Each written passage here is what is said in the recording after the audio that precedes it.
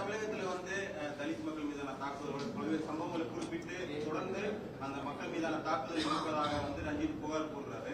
அதோட ஒப்பிட்டு தான் இடஒதுக்கீடுனாலதான் அங்க மேயர் பிரியாவோ கைவி செல்வராஜோ வந்திருக்காங்க அப்படிங்கிறதே சொல்றாங்க. தொடர்ந்து தலித் மக்கள் தமிழகத்தில் புறக்கணிக்கப்பட்டு வருவதாகவும் ஒரு குற்றச்சாட்டை ரஞ்சித் முன்வைக்கிறாரு. தமிழக காங்கிரஸ் கமிட்டி தலைவராக நான் சகோதரர் ரஞ்சித்துக்கு என்ன சொல்ல வரேன்னா, அரசியலமைப்பு சட்டம் ஒரு ரைட்ஸ், கான்ஸ்டிடியூஷன் ரைட்ஸை கொடுக்குது. கான்ஸ்டிடியூஷன் ரைட்ஸ் ஷெட்யூல் இன மக்களுக்கும் ஷெட்யூல் ட்ரைப் மக்களுக்கும் மலைவாழ் மக்களுக்கும் கொடுக்குறாங்க.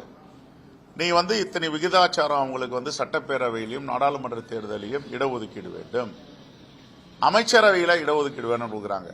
ஆனா என்ன போர்ட்போலியோ கொடுக்கணும்னு சட்ட ஒதுக்கீடு எங்கேயும் சொல்லல. அரசியலமைப்பு சட்டம் இவங்களுக்கு உள்துறை கொடுக்கணும், இவங்களுக்கு பொதுப்பணித்துறை கொடுக்கணும், இவங்களுக்கு நிதித்துறை கொடுக்கணும்னு சட்ட முன்வடிவு எதுவும் சொல்லல.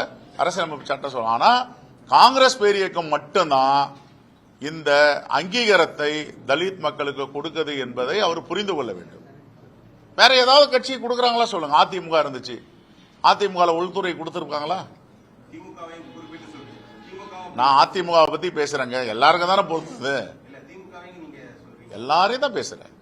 அப்ப காங்கிரஸ் பேர் இயக்கத்தை பத்தி ஏன் பேச மறுக்கிறார் ரஞ்சித்? பேசணும்ல.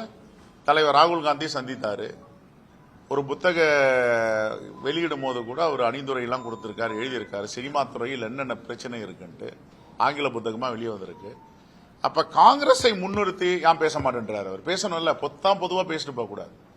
காங்கிரஸ் பேரியக்கம் கடந்த காலங்களில் என்னென்ன செஞ்சிருக்கிறது தலித்துகளுக்கு, இப்ப என்னென்ன செஞ்சிட்டு இருக்கு? எங்களுக்கு இங்க அதிகாரம் கிடையாது.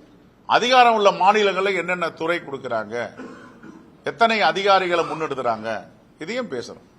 Right, thank you.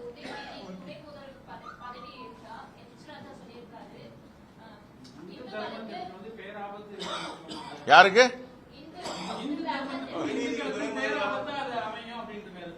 உதயநிதி ஸ்டாலின் அவர்கள் துணை முதலமைச்சராக வந்தால் காங்கிரஸ் பேரியக்கம் வரவேற்கிறது.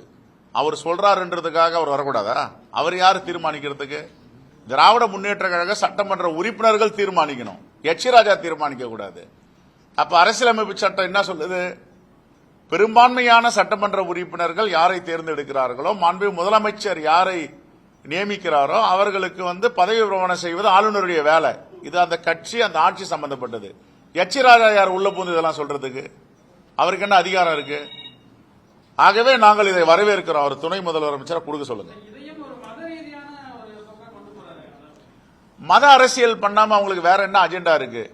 இப்ப நாங்கெல்லாம் மக்களை பத்தி பேசுறோம், பிரச்சனைகளை பத்தி பேசுறோம், வளர்ச்சியை பத்தி பேசுறோம். அவங்க வளர்ச்சியை பத்தி பேச மாட்டாங்க, மக்களை பத்தி பேச மாட்டாங்க, விளிம்பு நிலை மக்களை பத்தி பேச மாட்டாங்க, மலைவாழ் மக்களை பத்தி பேச மாட்டாங்க. அவங்க பேசுறதெல்லாம் மத அரசியல்.